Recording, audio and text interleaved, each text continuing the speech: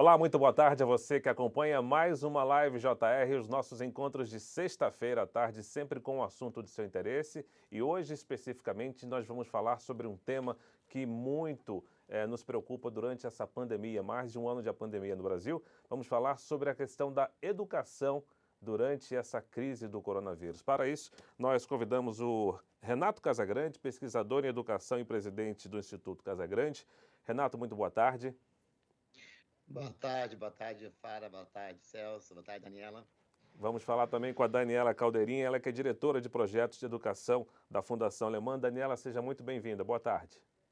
Boa tarde, Fara, boa tarde, Celso, Renato e a todos os telespectadores. Dispensa a apresentação de Celso Freitas, apresentador do Jornal da Record e também sempre com a gente aqui nessa live de sexta-feira, em que você, internauta, a partir de agora, já pode enviar as suas perguntas, as suas dúvidas e sugestões sobre esse tema, a educação na pandemia. A nossa live é apresentada nas redes sociais do Jornal da Record, também do portal r7.com. Você participa enviando as suas perguntas. Esse programa será reexibido logo mais a partir das 6h10 da tarde no nosso canal de notícias, a Record News. Celso, muito boa tarde, seja bem-vindo. Boa tarde, Fara. Boa tarde, Daniela. Boa tarde, professor Casagrande. É um prazer participar mais uma vez da Live JR. Vamos começar então com esse assunto, já que a pandemia pegou a todos de surpresa, né, Renato, Daniela? E fica aí essa questão, esse desafio enorme que os educadores, que o setor de ensino como um todo tem para com os alunos, com os estudantes, com a educação. Eu queria saber, a partir de agora, o que já foi possível, Daniela, começando com você, o que já foi possível de perceber de prejuízo no ensino para os nossos estudantes com essa pandemia? Fara, difícil, né? O Brasil é um dos países que está há mais tempo com as escolas fechadas, atuando no modelo quase exclusivamente remoto. A gente vem fazendo lá na Fundação Lehman, com vários parceiros, uma série de pesquisas para ir sentindo mesmo, né, esses impactos durante esse tempo todo. E a gente já tem, infelizmente, dados bastante alarmantes para compartilhar. Então, uma pesquisa que a gente fez recentemente em parceria com a GV, com a Fundação Getúlio Vargas, mostra que a educação brasileira pode retroceder até 4 anos, né, em termos de nível de aprendizagem de língua portuguesa e matemática dos nossos alunos. Então, é muito difícil, né? Cada dia que a gente tem nesse modelo, mais prejuízos em termos de aprendizado a gente tem para os nossos alunos, não só em termos de aprendizado, né? Mas em termos de segurança, inclusive, né, desenvolvimento de modo geral. E a gente também tem dados difíceis relacionados aos alunos que estão, nesse momento, abandonando a escola, né? Porque a pandemia afetou de formas diferentes os nossos estudantes. Então, as crianças muito pequenas que iam à educação infantil têm muita dificuldade de usar tecnologia para aprender, ainda que tenha opções muito interessantes, a gente vai falar sobre isso aqui, imagino, mas elas têm menos autonomia para usar tecnologia, e as crianças em fase de alfabetização, por exemplo, a situação é muito difícil, assim, então crianças com 6, 7, 8 anos que estavam se alfabetizando tiveram uma ruptura nesse processo. E os estudantes mais velhos, né, principalmente no Fundamental 2, aí com 14 anos, e os estudantes de ensino médio, muitas vezes precisam trabalhar, né, para auxiliar as suas famílias que também vêm passando dificuldades financeiras, muito desemprego, enfim. Sabemos como isso está afetando as famílias, especialmente as mais pobres. Então, o Unicef fez uma pesquisa também bem recentemente e já constatou que mais de 620 mil alunos, 620 mil estudantes já abandonaram a escola ano passado. A gente não sabe quantos deles vão voltar. 6 milhões dos nossos estudantes estão numa situação que a gente chama de distorção idade-série, que é com a idade, não está na série em que ele deveria estar com aquela idade. E só o ano passado, mais de 5 milhões de crianças no país inteiro, especialmente as mais pobres e em situação mais vulnerável, não tiveram acesso à atividade escolar. Então, é um impacto que a gente vai carregar por bastante tempo, gerações, provavelmente, essa geração com certeza, provavelmente por anos, e vai ser muito importante o que a gente vai fazer a partir de agora para recuperar esse dano que a pandemia causou para a educação do Brasil. Renato, para você complementar a mesma pergunta, qual o tamanho do prejuízo?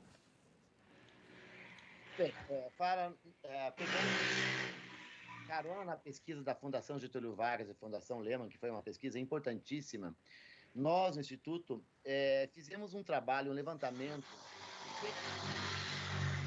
pública e privada para identificar o tipo de ensino remoto que foi oferecido para os alunos no ano passado. Então, a Fundação Lehman, nessa pesquisa, identifica um cenário mais otimista, um cenário intermediário e um cenário pessimista. E nós fomos pesquisar que tipo de ensino remoto a maioria dos alunos teve no ano passado. E, infelizmente, cerca de 55% teve um ensino remoto considerado precário, ou seja, atividades remotas ainda muito elementares, textos, o encaminhamento de algum material em casa do aluno. Muitos professores foram até na casa dos alunos para entregar o material, os pais iam, de vez em quando, um programa de rádio, mas não é aquela ideia que todo mundo, muitas vezes, quando falamos em ensino remoto, imagina. O aluno na internet, com uma plataforma, com a janelinha, vendo o professor. Isso parece que é em torno de 25% a 30% dos alunos que tiveram esse tipo de ensino remoto. E ainda por cima temos um dado alarmante que em torno de 15% não tiveram nenhuma atividade. São alunos que ou se evadiram da escola, ou nós tivemos municípios que não ofereceram. Tivemos escolas estaduais que não tiveram, o aluno não teve. E quando teve, teve às vezes língua portuguesa ou matemática e não teve outras disciplinas. Então, quando nós pegamos os resultados dessa pesquisa da Fundação Lehman, do relatório do Banco Mundial e todas as pesquisas que estão sendo feitas, eu corroboro aí com a Daniela que é alarmante, é assustador o que nós estamos vendo. Agora, as escolas que estão ofertando a educação híbrida, que é com atividades presenciais e atividades realizadas em casa, estão conseguindo fazer uma avaliação de aprendizagem dos alunos, estão assustados. Eu converso com escolas particulares que acreditavam que o ensino remoto tinha, de certa maneira, conseguido cumprir o seu objetivo, hoje estão assustados e verificando que muitas das avaliações que os alunos faziam no ano passado, essas provinhas, ou era feita com a ajuda dos pais, ou eles utilizavam algum outro elemento e não conseguiram, de fato, identificar o quanto os alunos haviam aprendido. Então, nós temos realmente aí um cenário bem triste pela frente, temos que trabalhar muito para minimizar essas perdas.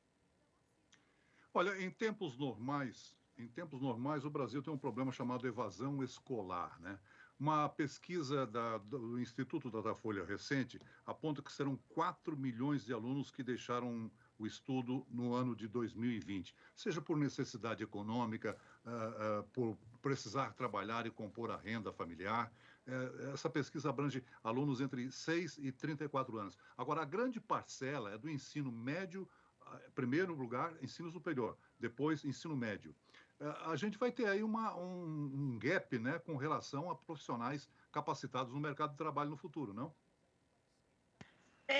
E é interessante porque o Brasil já tem, a gente até conversava antes de entrar no ar, sobre as questões relacionadas ao ensino médio no Brasil já são muito dramáticas, já eram muito dramáticas antes mesmo da pandemia nos afetar, né?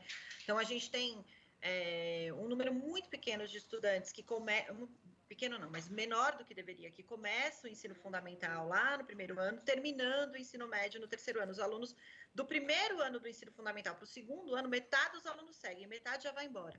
Então, a evasão é muito grande. E tem uma discussão enorme no Brasil nesse momento, e a gente avançou muito nisso, de repensar mesmo o modelo do ensino médio, para que ele faça sentido para esses jovens, para que o jovem tenha condições de escolher percursos formativos que ele tenha mais interesse em seguir, em se aprofundar. Então, o Brasil está, nesse momento, concluindo os currículos, né, do ensino médio, os novos currículos do ensino médio, para que a gente consiga realmente fazer com que os alunos permaneçam na escola. Obviamente, Celso, como você falou, tem questões conjunturais, né? Os alunos saem, muitas vezes, por razões de necessidade em relação a sustento da família. Mas aqueles que saem porque não vêem sentido na escola, na verdade, todos precisam ficar, né? Mas tem uma turma saindo porque não vê sentido na escola. Então, não faz. Nós temos que garantir que a escola também faça sentido para essa formação do estudante e que ele permaneça na escola até o final da educação básica, assim. E eu acho que é interessante a gente reforçar que já nos resultados das avaliações oficiais, nós já temos aí uma amostra de que o primeiro ao quinto ano vai melhor, Do sexto ao nono, nós já temos uma baixa de desempenho ou menos progresso, e no ensino médio, acho que é o nível de ensino mais crítico que nós temos hoje na educação básica. Com a pandemia, por que isso se agrava? Porque no ensino fundamental, ainda do primeiro ao quinto, o pai está mais próximo, a família está conduzindo, e mesmo nas condições, às vezes, mais precárias, ainda tem a família. Quando chega no sexto ou nono ano, o aluno vai tendo mais independência, mais autonomia. Mas mais autonomia, se você não tiver um bom nível, uma motivação, ela é pior, é melhor não ter autonomia, então. Porque uma autonomia, deixar o aluno, por exemplo, no ensino médio, sozinho estudando, concorrendo, como nós falávamos nos bastidores, com a internet, com uma série, com um jogo, com um amigo, ele engana o professor. E o professor nós não temos aquele controle. Então, o professor, mesmo nas aulas de ensino remoto mais avançado, que o professor abre uma plataforma e dá as aulas nas janelinhas, muitos alunos, na verdade, simplesmente tem uma criança que colocava, às vezes, um ursinho, para o professor ver o ursinho, ou nem abre a câmera. Eu só vou dizer o seguinte, a minha câmera está estragada. Eu não abro a câmera e fico fazendo outra coisa. Isso acontece na universidade. Os professores universitários têm falado isso, que os alunos, de uma turma de 30, 40 alunos, às vezes 10, 12 conseguem acompanhar ou querem acompanhar a aula. Porque nós já estudamos a educação à distância e já sabemos que a metodologia para o aluno estudar sozinho, essas abordagens têm que ser diferentes. E nós improvisamos o ensino remoto. Nós não estávamos preparados para a implantação de um ensino não presencial. E nessa improvisação, nós perdemos muitos alunos e perdemos, como o Celso falou, alunos que aí no ensino médio, no Fundamental 2, e que vai gerar um grande gap para nós com relação à universidade no futuro e mesmo no trabalho, nas profissões em geral. Agora, Daniela, eu queria saber se, provavelmente, a Fundação Lehman deve ter abordado esse estudo, a mesma coisa do Instituto Casagrande, em relação à diferença do ensino privado para o ensino público. Nós apresentamos essa semana no Jornal da Record uma reportagem bem interessante falando sobre a falta de estrutura para alunos de baixa renda que sequer tinham sinal de internet em casa, ou não tinha computador, ou um equipamento deficiente. Pode-se dizer que o prejuízo para o aluno do ensino público foi muito maior dentro dessa questão da pandemia, que o prejuízo trouxe para a educação como um todo? O que a gente pode dizer com toda certeza é que as crianças mais pobres, as crianças negras, as crianças em situação de vulnerabilidade são muito mais fortemente afetadas pela pandemia do que as crianças ricas e que têm melhores condições de modo geral. Isso a gente pode dizer com tranquilidade. Assim como a pandemia afetou os mais pobres de modo geral também. O mesmo cenário a gente vê na área de educação, no campo da educação. A questão da tecnologia é uma questão que já vem se apresentando para o Brasil há muito tempo.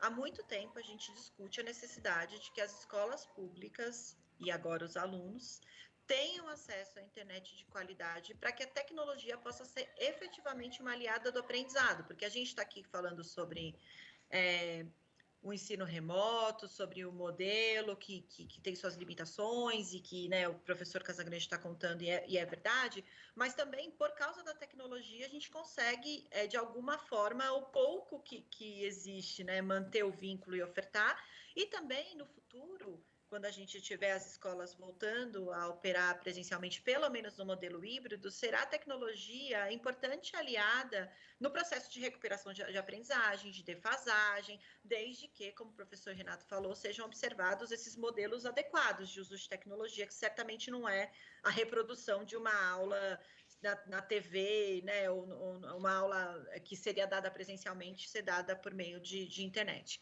E o Brasil vem avançando a passos mais lentos do que poderia nisso, de verdade. Agora, até pela situação que a gente vive, Fara, a gente tem sentido e tem apoiado uma movimentação maior do legislativo, no nível federal também, de garantir internet de qualidade para as escolas públicas brasileiras. Isso precisa ser feito, o Brasil está super atrás nesse tema. Porque quando as escolas tiverem acesso à tecnologia, de fato, os professores, os gestores escolares e as famílias vão ter melhores condições de usar a tecnologia para favorecer o aprendizado, recuperar a aprendizagem e tudo mais. Outra questão importante é o acesso a dispositivos mesmo, né? Computador, celular. Então, a gente ouviu muitas histórias na pandemia de famílias que têm um aparelho celular para 6 crianças, 5 crianças. Poxa, é inviável, né? Então, a escola continua sendo um espaço super importante. Ela está em todos os lugares, dos mais pobres aos mais ricos. E é muito importante que o Brasil avance. Agora, na pandemia, a gente tem o cenário mais propício para acelerar essa adoção, essa chegada da tecnologia de qualidade nas escolas e tem como fazer. Tem recurso no governo federal para fazer isso, fundos dedicados para isso que não estão sendo utilizados e podem ser utilizados com essa finalidade. Eu queria complementar só o que a Daniela estava falando sobre o dispositivo e a internet, mas duas questões. Primeiro, a merenda. Nós estamos acompanhando essa questão da fome, muitas crianças sem alimentação adequada para estudar. Então, a motivação começa a cair aí quando a criança não tem o que comer ou não tem o alimento para ter as condições ideais para desenvolver para o pensamento, para o esforço exigido pelo estudo. E segundo, é o ambiente. Porque a escola, às vezes, por mais precário que seja o ambiente, é um ambiente de aprendizagem, é o professor, é a carteira. Agora, pense numa casa pequena em que moram 4, 5, 6 pessoas, está o cachorro, está a avó que está doente, às vezes está com Covid, está lá dentro de casa num quartinho, e a criança está naquele barulho, é gritaria, sem um ambiente. Que tipo de motivação a criança vai estar? Com fome, às vezes um cachorro, um gato, uma criança, um nenê chorando... televisão ligada, rádio ligado, crianças jogando bola ali fora, convidando para jogar bola, e o pai às vezes gritando, brigando. Eu assisti uma cena num vídeo que a criança manda a mãe tomar e a mãe diz o seguinte: seu filho dá. Aquilo me assustou tanto, eu pensei, gente, a escola, isso, às vezes que não consegue ensinar matemática, mas ensina o vocabulário, ensina o comportamento, e essa criança leva para casa isso. Tudo isso nós perdemos. E essa falta de convívio com a escola, como a Daniela falava até agora há pouco nos bastidores, afeta emocionalmente a criança, ela foi se distanciando da escola e nós fomos perdendo esse vínculo. E agora muitas escolas públicas estão ali, né, buscando essa busca ativa das escolas nas casas, porque muitos se evadiram em função desses fatores todos, desde o ambiente, da alimentação, da internet e do aparelho em si, né, do instrumento tecnológico. A Câmara Federal, os deputados discutiram e encaminharam ao Senado um projeto de lei que proíbe a suspensão de aulas presenciais durante pandemias e calamidades públicas, exceto se houver critérios técnicos e científicos justificados pelo Poder Executivo quanto às condições sanitárias do Estado ou município. E o Senado Federal promete debater na próxima semana os impactos e desafios a serem superados na educação. Vocês falaram aí do problema da merenda, falaram da dificuldade de acesso tecnológico de determinadas regiões ou de determinadas classes. O que mais precisa ser discutido no Senado Federal? Seu Daniel, acho que eu vou puxar agora daí na sequência. Isso, vai, Renato. Fazendo aquela ordem certinha aí. Eu vejo o seguinte, primeiro, a inclusão digital é fundamental. Nós estamos, uma novidade que talvez muitos não saibam, mas o Conselho Nacional de Educação está regulamentando a educação híbrida. Então, nós hoje não temos regulamentação, nós estamos tateando, cada escola faz de uma maneira, nós não temos mais uma dimensão correta do que é uma carga horária, porque a carga horária de um ensino presencial não é igual à carga horária de um ensino remoto. O tempo que o professor gasta, às vezes, para preparar uma aula hoje remota é muito maior quando ele dava uma aula presencial, porque ele vai contar momentos que o aluno está com atividade assíncrona, que não é ao vivo e que ele preparou antes. Então, nós temos toda uma questão de regulamentação, mas que o Conselho está fazendo, que provavelmente nós vamos precisar de muito apoio do Congresso para que a gente tenha uma mudança na legislação e acompanhe esse novo momento, mas eu diria principalmente que nós precisamos diminuir esse impasse hoje, que virou ideológico, político, porque uma escola quer abrir, a outra, o sindicato luta de uma maneira muito forte, às vezes corporativista, de maneira alguma não abre. O sindicato das escolas particulares, ao contrário, tudo dizendo que pode, que pode, que pode. Então, abre num lugar a escola particular e não abre a pública. Eu acho muito triste isso. Eu falo aqui no Paraná, porque isso acontece no Paraná. Né? A privada, e abertamente o jornalista anuncia, as privadas voltam na segunda-feira, a pública não volta. Isso está dizendo declaradamente o seguinte: o rico vai, o pobre não vai para a escola. Então, essas coisas, nós estamos aceitando isso com naturalidade, que eu acho que nós temos que ter uma preferência política para dizer o seguinte: basta. O que nós temos que fazer para essa criança pobre também ter acesso? E não simplesmente porque a escola não tem condições, então não se abre a escola. Porque é isso que se justifica e os professores usam. A minha escola tem uma janela basculante lá em cima, então não tem ventilação adequada. Então a criança fica em casa. E nós estamos há um ano discutindo isso. Discutindo que tem escolas que não tem banheiro, que não tem a pia, não instalaram a pia ainda. Então, eu acho que já passou tempo, nós discutimos o básico. Eu nem falo, Celso, Fara, Daniela, da inclusão digital. Eu falo nas condições mínimas para ter esse momento presencial com o aluno, que ainda nós não temos em uma boa parte de escolas. Não sei se a Daniela concorda comigo, mas é um problema que às vezes eu me empolgo até, porque me dá um desespero de ver. Nós estamos há um ano com as escolas paradas e ainda tem escolas que não têm pia. Daniela. Eu compartilho integralmente da sua angústia. Nós compartilhamos, Renata. É muito triste, assim. E é exatamente isso que você disse. Nós estamos já há muito tempo sem discutir o que é necessário para abrir a escola amanhã, caso a situação permita que a gente abra a escola amanhã.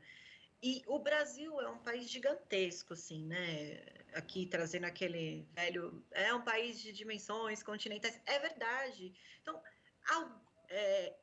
existe lugares no país que podem abrir. Cidades, estados que têm... Então, a questão aqui é, se a gente puder abrir escola amanhã, as escolas estarão... Foi tudo o que precisava ser feito para isso, foi feito. E é o que o Renato está dizendo, assim, a gente sabe quantas escolas não têm pia? Nós não sabemos. Quantas escolas não têm pia? Certamente não são todas.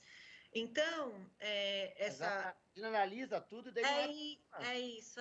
A agonia que o Renato transmitiu aqui, e da qual eu compartilho, é essa, é que há muito a ser feito, mas que já pode ser feito há bastante tempo, né? Que já podia estar sendo feito. O importante aqui, e eu concordo muito com o Renato quando ele diz que a gente tem que sair desse lugar da polarização.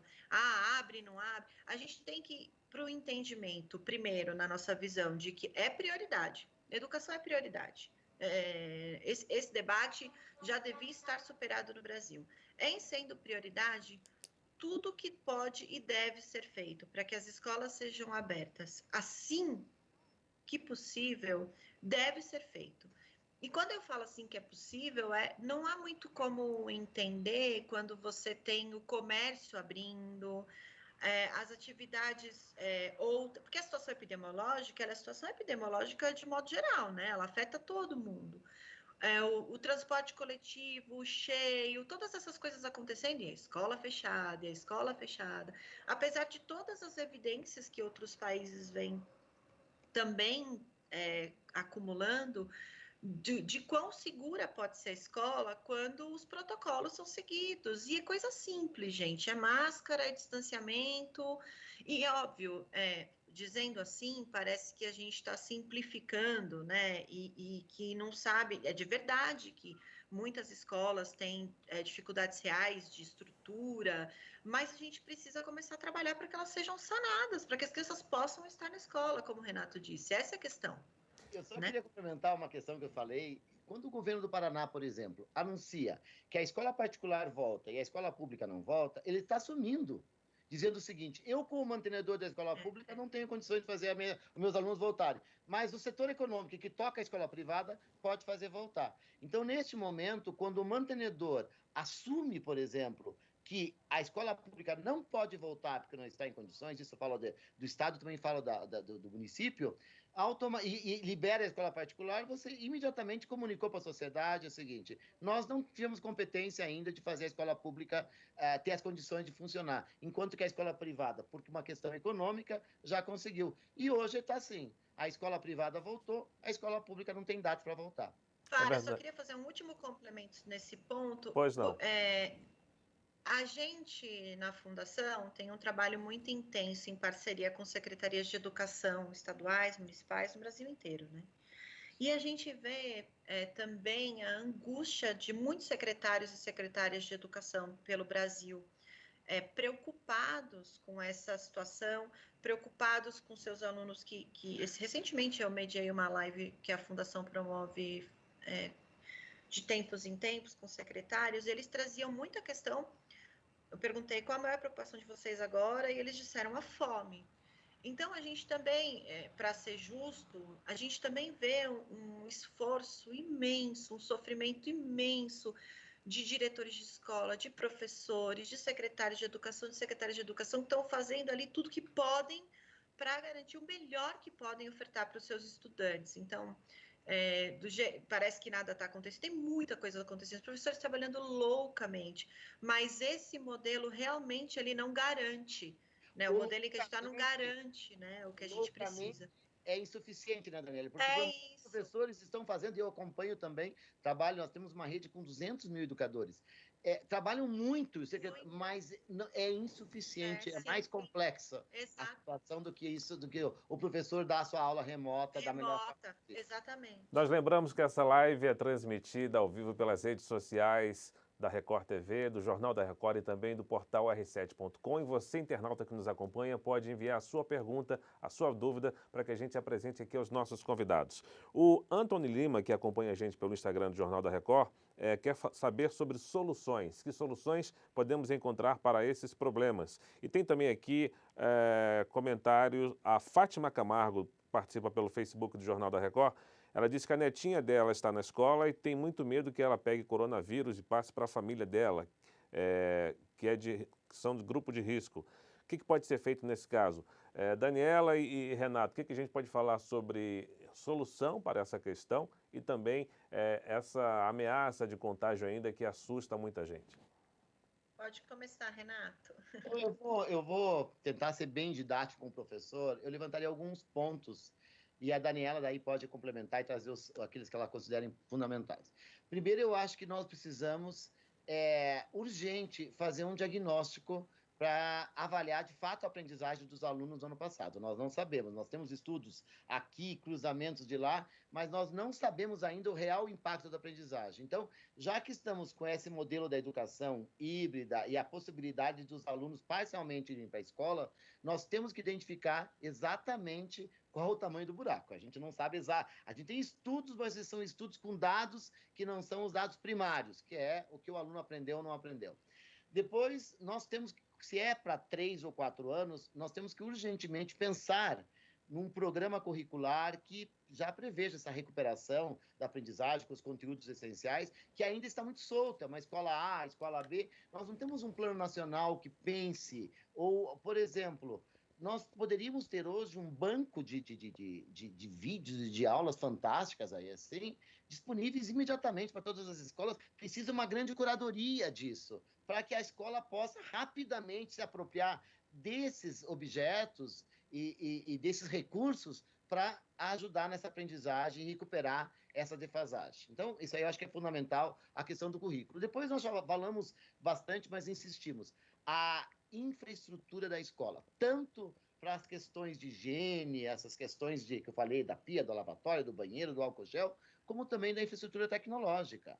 O professor está utilizando aquele celularzinho dele velho, aquela câmera que muitas vezes não funciona para dar aula. Muitos professores não têm. E como a Daniela falou que o aluno divide celular, tem professores que também dividem com o marido. Nós temos professores em situações muito precárias. Então, portanto, nós temos que ter um forte investimento na infraestrutura da escola e do professor. E aí vou para um terceiro fator, que é a questão da inclusão digital, o equipamento para o aluno, e preparar as famílias, os pais, ajudarem os pais a organizar o horário dos filhos, o ambiente escolar.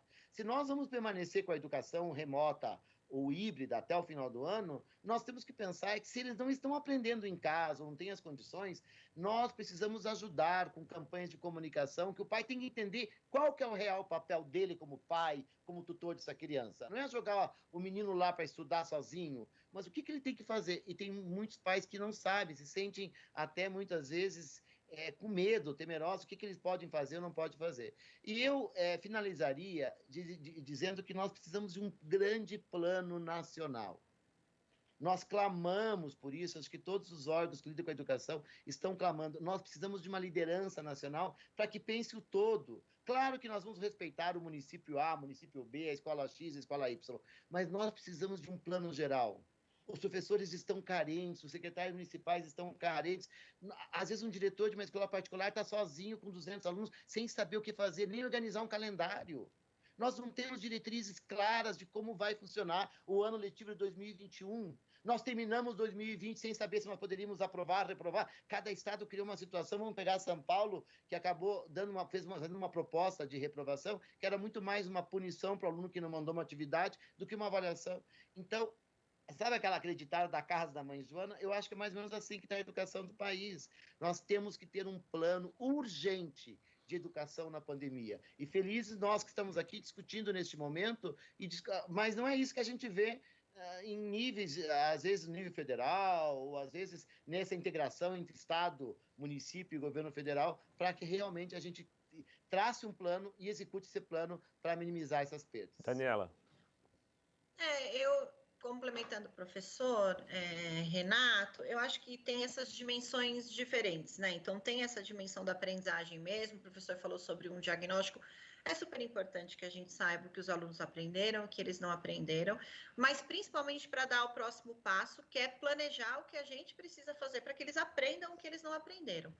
E, obviamente, nesse momento, independente do modelo, tá?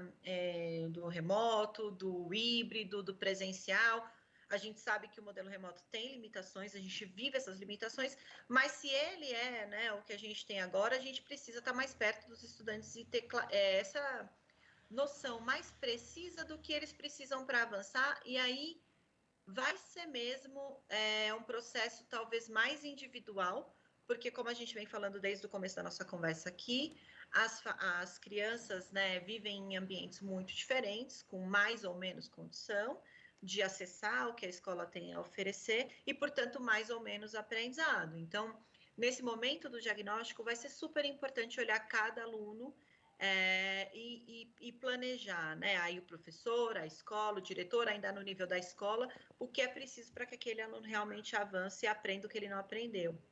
E isso vai passar também por priorizar. Então, quais são as coisas mais importantes que esse aluno e essa aluna precisa aprender nesse momento? E focar, né? É difícil, porque tudo é importante. A gente tem hoje no Brasil um instrumento super importante, que é a Base Nacional Comum Curricular, que depois se desdobrou em currículos estaduais e municipais, que define o que todas as crianças brasileiras têm direito a aprender. E, nesse momento, ela é um super farol para a gente conseguir olhar para o essencial e garantir que essas crianças aprendam aquilo que é essencial que elas aprendam e eventualmente não aprenderam pela circunstância que a gente vive. Celso. Aí, no nível das políticas públicas, acho que tem mesmo muito a fazer. A gente tem que se preparar todos os dias, obstinadamente, para que a escola volte a atender os estudantes de forma presencial ou híbrida, o quanto antes, claro, observando todos os protocolos, todas as medidas de segurança,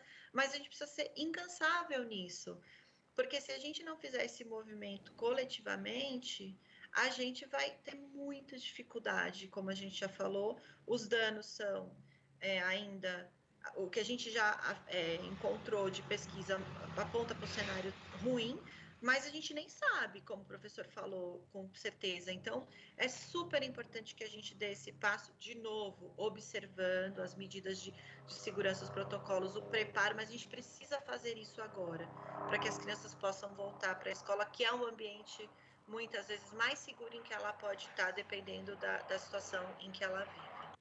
Eu trago uma notícia triste para o setor da educação, uma notícia de hoje, né? Dentre os vetos do presidente Jair Bolsonaro ao orçamento de 2021, o ministério mais afetado proporcionalmente foi o da educação, com um corte de 2,7 bilhões de reais.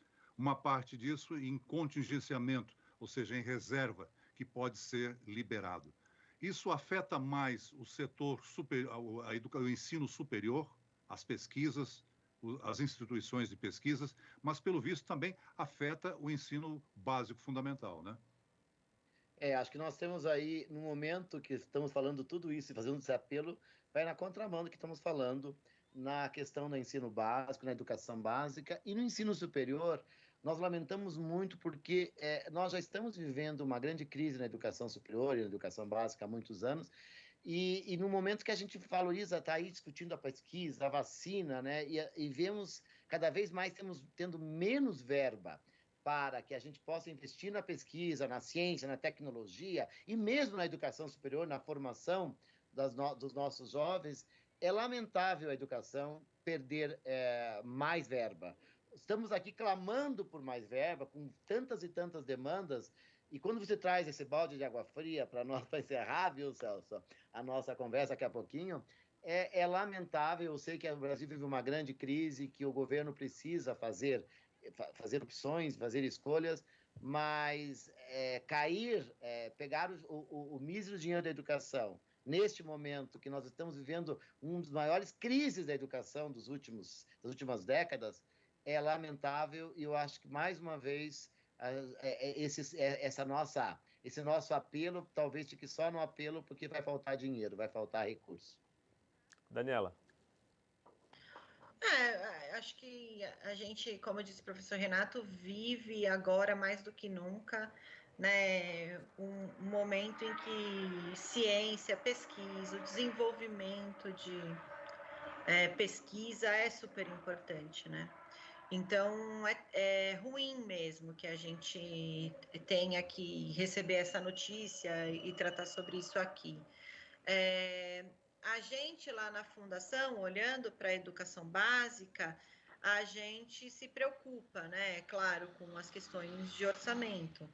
E é super importante que a gente consiga olhar para a formação de crianças e adolescentes, mas que, ao mesmo tempo, a gente tenha, né, como o professor falou, um ambiente que permita que essas crianças e adolescentes formados, bem formados, aprendendo aquilo que tem direito de aprender, tenham condições de exercer todo o seu potencial, inclusive o potencial de produzir conhecimento para o país. Então, se a gente limita essas possibilidades, a gente também limita as possibilidades para os nossos alunos, para as nossas crianças e jovens que já se tornam cientistas, com muita dificuldade no Brasil de contribuir com o desenvolvimento do Brasil como um todo. Então, acho que o impacto é bem de longo prazo e é ruim mesmo, né? Nós falávamos aqui sobre a dificuldade do ensino à distância, ensino pela internet. A Luciana Alain, que nos acompanha pelo Instagram do Portal R7, ela faz um comentário. Ela diz o seguinte: meu filho de 7 anos aprendeu a ler comigo. E o Renato falava agora há pouco também sobre a surpresa que a pandemia causou, não só na sociedade como um todo, mas principalmente em alunos e professores. Agora, minha pergunta é a seguinte: Renato e Daniela, como é que os pais, levando-se em conta aí todos os afazeres, as responsabilidades que eles têm, profissionais, por exemplo, como é que eles podem ajudar, sobretudo no ensino fundamental, no desenvolvimento de seus filhos? A gente vai pedir só uma resposta curta para vocês, que a gente tem 2 minutinhos e meio para encerrar a nossa live. Começando com você, Renato. Eu diria que, primeiro, se ele não souber, buscar ajuda na escola.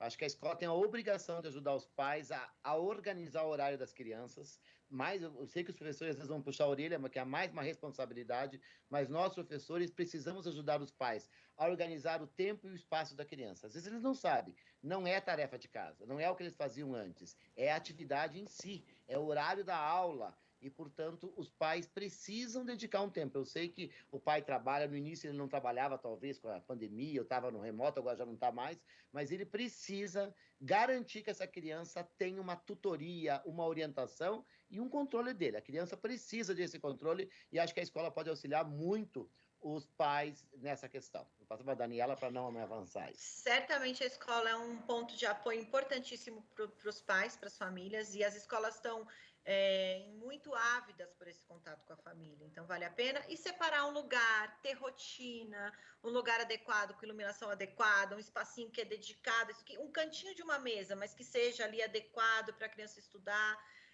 Obviamente, né, as situações das famílias são muito diferentes, nem todo mundo tem isso, mas quando possível, rotina, um espaço seguro para estudar, preservado de barulho, e a escola como parceira, professor como parceiro, realmente os pais conseguem apoiar mais do que imaginavam, né, levando isso em conta. Tá bom, a gente lembra que essa live JR será reexibida a partir das 6h10 no nosso canal de notícias na Record News. Eu queria mais uma vez agradecer a Daniela Caldeirinha, diretora de projetos de educação da Fundação Lehman, e também o Renato Casagrande, pesquisador em educação e presidente do Instituto Casagrande. Ao meu amigo Celso Freitas, sempre um prazer dividir com você aqui a condução dessa live. Lembrando que nós estaremos de volta na próxima sexta-feira, sempre com o assunto do interesse da sociedade na Live JR. Obrigado a todos que nos acompanharam e um ótimo fim de semana.